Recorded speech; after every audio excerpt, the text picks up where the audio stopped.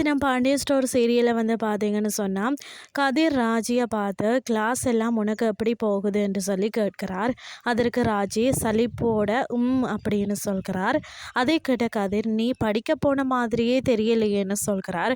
பிறகு ராஜி நீ வேற பணத்தை கட்டிட்ட, அதுக்காகவே வந்து பாஸ் பண்ணி ஆகணும்னு சொல்கிறார். அதை கேட்ட கதிர் கோபத்தோட நான் காசு கட்டினான் என்றதுக்காக எல்லாம் வந்து நீ படிக்க தேவையில்லைன்னு சொல்கிறார். மேலும் உனக்கு விருப்பம் இருந்தால் மட்டும் படி, அதுக்கு ராஜி முன்னாடியெல்லாம் எனக்கு சீரியஸாக படிக்கணும் என்றே தோணலைன்னு சொல்கிறார்.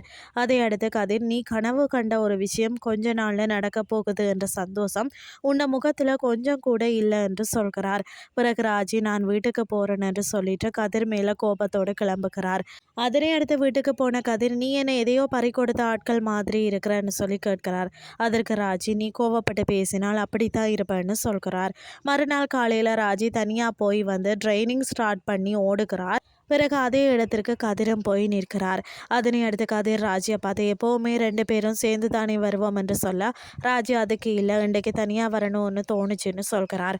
அதற்கு கதிர் என் மேலே எதுவும் கோவமான்னு சொல்லி கேட்கிறார். ராஜி அப்படி ஒன்றும் இல்லைன்னு சொல்கிறார். மறுபக்கம் மயில் மீனாவை பார்த்து சரவணனை ஒரு பொண்ணு கூட பார்த்தேன் என்று சொல்கிறார். அதுக்கு மீனா அது யாராவது தெரிஞ்ச ஆட்களாக இருக்கும்னு சொல்கிறார்.